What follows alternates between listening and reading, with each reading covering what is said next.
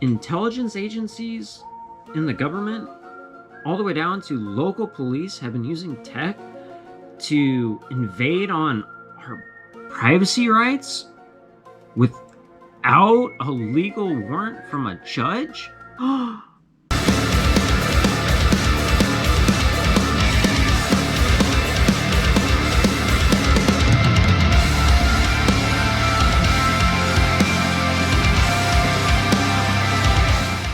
Yes, intelligence communities have been using these devices called stingrays, in addition to, local law enforcement using them as well too, for the capabilities of spying on American citizens without the warrant of a judge in the case, like the court of law. These law enforcement divisions also come up with a bunch of reasons and excuses as to why it's perfectly legal and fine, but anytime there's any questioning, and there's also some recent signing and changes that the Joe Biden administration was making to some of these privacy laws in October of this year. But before we start talking about that to any degree, we're going to go ahead and tell you what these stingrays do. So they basically create a cell site which takes priority over all cell towers in the area. Mind you, they don't have to be stagnant either. You can move around with them in bands, and it reins in any incoming data from anybody's cell phones within its range, which is pretty large, by the way. They take things like call history, text messages you've sent, media messages, anything really tied to cellular data pretty much, including websites even that you've visited recently. Now, the authorities say that the stingrays don't really intrude much and can't really get much content out of people's cell phones. They really can only capture the call logs or the history of who you called or sent text messages to. That's what they claim. But they also said similar things about the IMSI catcher, and then we found out that it was a hell of a lot more than just that. The IMSI catchers were way more fucking detailed in what they captured than that. They were able to capture full HD call recordings, so they could hear in full HD quality what you were saying to somebody for, I think, like a period of 10 minutes or something like that. Text messages, pictures you send, videos,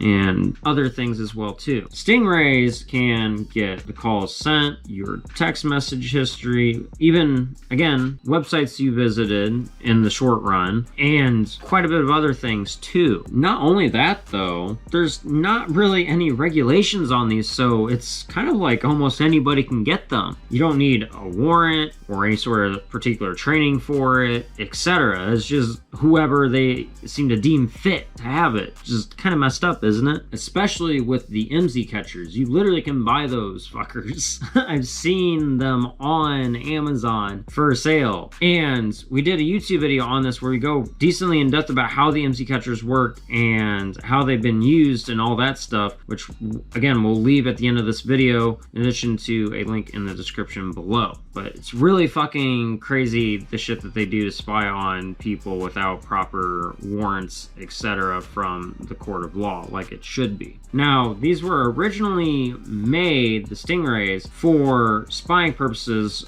by the military to quote-unquote protect us against terrorism, which, if any of you guys have seen my videos before or done research, seems like it's been a case for a lot of things when it comes to military stuff, which has been implemented into our daily lives to help us and happens to encroach upon or breach our privacy, all in the name of protecting us against terrorism. And pretty much anybody that poses a threat to the landscape by the FBI's new stipulations or guidelines for what counts as domestic terrorism. So if you protest a certain way, even if it's peaceful, you can be deemed a threat to the landscape and you can be deemed a terrorist. So who knows how they're going to be using these, you feel me? But again, require no permit/warrant for use and are used by local police departments in this country frequently, and they're also highly accurate with location. This map shows how many law enforcement divisions use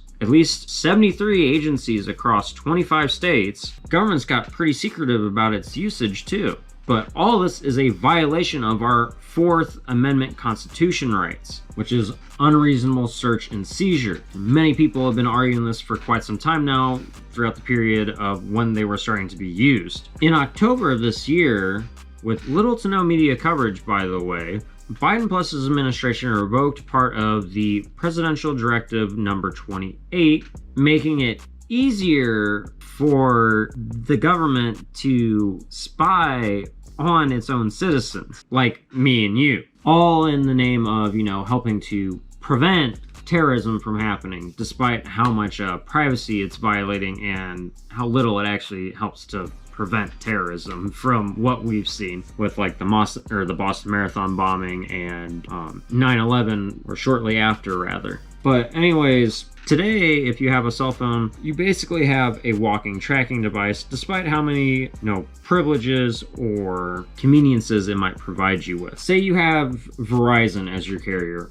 or rather even you just have internet-based services. You have to subscribe to something which connects to cellular data or a data center of sorts, and a lot of those that happen to do with internet also happen to be phone companies. And those carriers have to have your location in order for you to be able to send any sort of data, whether it's calls, text, pictures, video chats, etc. You can't receive them really either without the company knowing your location. Again, in order for any of this stuff to work, it has to be a what?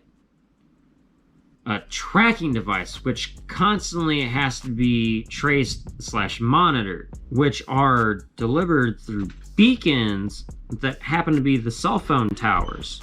We've discussed how a lot of these things which are supposed to help with fighting terrorism generally end up becoming a part of privacy violations, which don't really hold much legality and also don't help with preventing terrorism or stopping terrorist attacks, which then trickle down into local law enforcement and even everyday people themselves too, like IMSI catchers. And I'm sure you can imagine the citizens which are acquiring these are doing so in illegal manners. These are the government agencies which use stingrays, as they're now called. The Federal Bureau of Investigation, Drug Enforcement Administration, U.S. Secret Service, Immigration and Customs Enforcement, U.S. Marshal Service, the Bureau of Alcohol, Tobacco, Firearms, and Explosives, the IRS, U.S. Army, Navy, Marine Corps, National Guard, and Special Operation Forces. Now, after reading a Congress Act which was passed in 2016, I found out that stingrays are actually a specific type of IMSI catcher. So it's the same concept as what we talked in other videos. It's just ones that are manufactured by a specific company, one by the name of the Harris Corporation. Over the past 5 years, the DOJ and DHS combined to spend approximately $95 million to acquire various types of cell site simulators. Additionally, DHS has provided more than $1.8 million in grant money to state and local law enforcement to purchase cell site simulators. So they spent a shit ton of money to invest in the creation and production of these devices, as well as giving over $1.8 million in grants to state and local law enforcement agencies. Again, that's without having to obtain any sort of permit or warrant to use these devices in any sort of investigation or day-to-day police activity. That all happened within just 4 years, between 2010 and 2014. Not to mention the fact of the matter that the government probably uses these devices a lot more than has been reported by the ACLU, which they even admitted themselves in their findings and said it was due to the fact of how secretive they were on the usage of it. Now, let me kind of set the stage for you guys on how this stuff generally goes, in addition to how secretive they've kind of been on these things. Now, this is kind of before the stuff started being made. At the same time, it kind of also gets at the point and examples how the interactions of the police and the phone companies work when it comes to these things. There was a U.S. Supreme Court case in 1979 Smith versus Maryland. In said case, the police subpoenaed Michael Lee Smith's phone records from the company he'd subbed to which they then arrested him. They forced the phone company to tell them who Smith was calling, without warrants or anything else. Smith then filed a lawsuit against Maryland saying that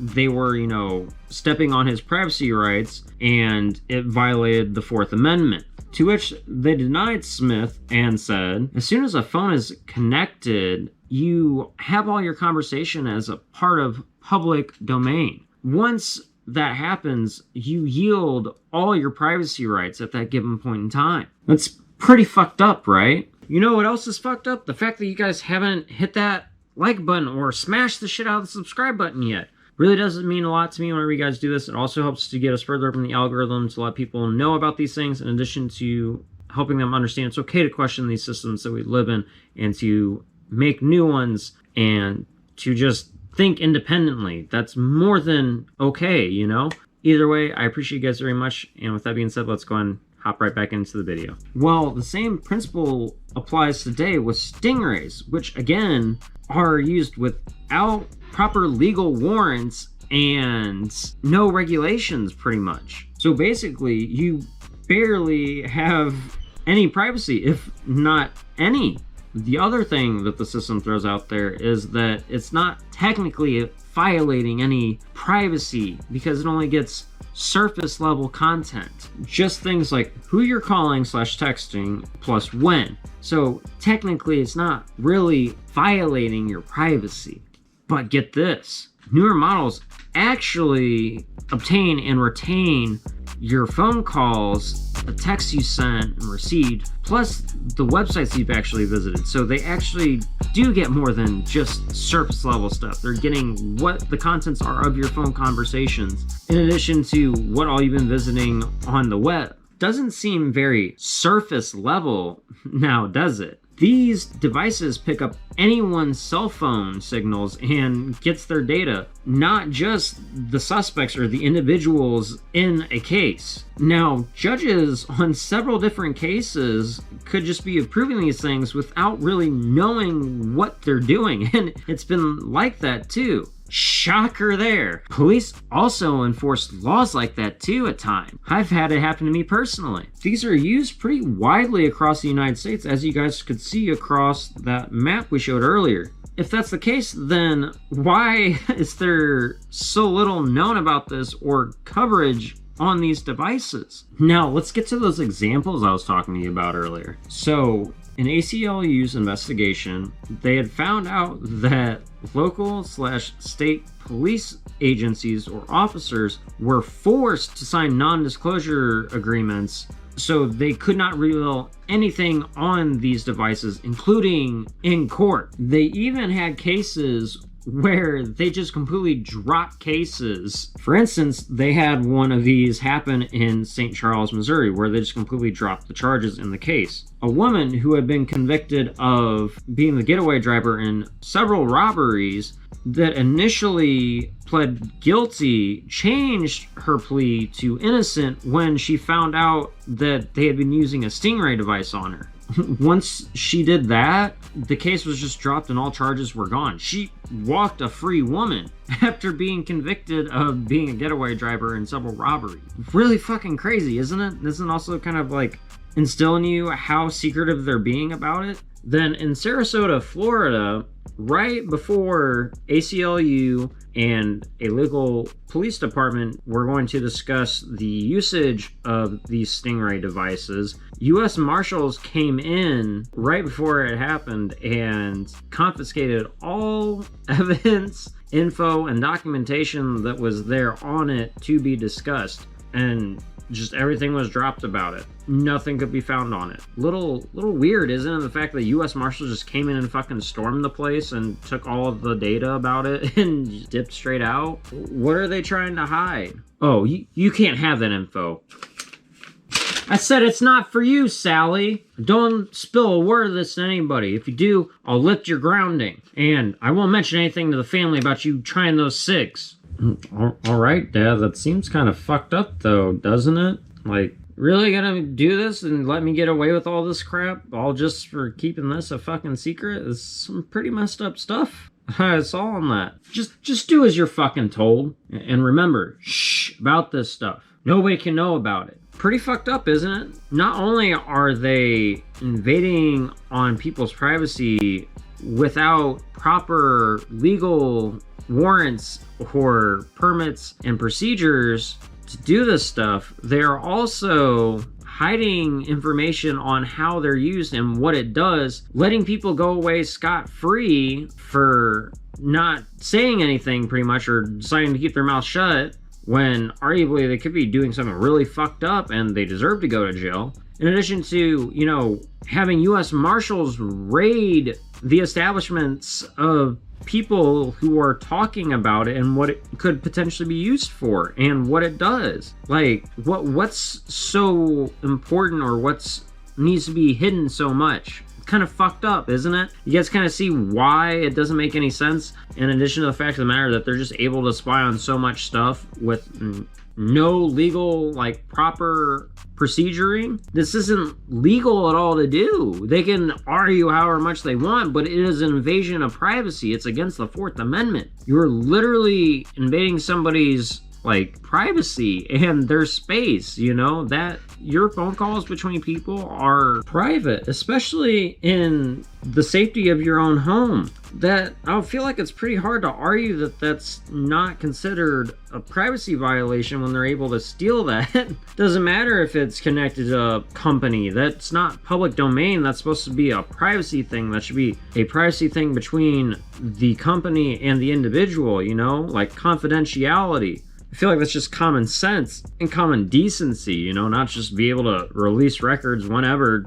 to whoever, you know, without a warrant or something. It's just not right. But it's violating the Fourth Amendment. It's unreasonable, like, search and seizure. But that's enough what I think, though. What do you guys think? My beloved tribe members, new viewers, etc. Let me know in the comment section down below. Is this shit fucked up to you? Because to me and a lot of other people, it seems like a definite violation of the Fourth Amendment rights, and pretty fucked up that it's happening. Now, if you guys did make it to the end of this video, go and leave the word privacy down in the comment section below to let me know that you made it to the end and that you guys are part of the 100% club. Also, if you guys want more interactive experiences with us, join us on streams here on my main YouTube and over on Twitch and Facebook every Monday, Wednesday, and Friday, 8:30 to 10:30 p.m. Central Time. And also have our tribe Discord, which, you know, we talk about stuff like this in addition to philosophical discussions, spiritual ones, etc. And also, you know, share a bunch of memes and dark humor. Just like with streams, just gotta be able to take a joke and don't be a fucking dick, you know?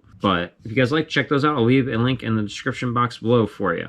Would always love to have more people join in on that stuff to talk about these conspiracies, you know, and the fucked up shit that's going on in the country. In addition, you know, just chilling out, having a good time, joking around, and enjoying the vibes and one another, you know. So if you guys like, feel free to check those out. I'm also going to be trying to get a charity stream going for A21, a ministry which has all of its proceeds go to helping end human trafficking. It's a trustworthy one, and I just want to be able to give that to people who need it this month. We're going to try doing that around Christmas time for stream, if not a little bit after, or we'll do it in January. But I'll keep you guys updated on that and let you know what's going to happen. Just check out my other socials. Again, other links will be down below for the Facebook and Instagram, etc., which I'll make sure to post to those for it. And there'll definitely be word about it in the Discord channel. Thank you, though, to all 116 badass motherfuckers of the Z Tribe here on YouTube. I appreciate y'all very much. And any newcomers that are here watching this video, I appreciate you guys either way. Thank you very much. All your support is much appreciated and helps us to get further up in the YouTube algorithm, especially if you know you like or give us a subscribe. Really helps us get up there and to let others know that it's okay to question these systems that we live in. But either way, though, my dudes, until next time, please don't forget to, you know, live long and prosper, take care and peace, keep it 1,000,000% real, and remember, fuck the system. I'll see you guys on the flip side. Peace!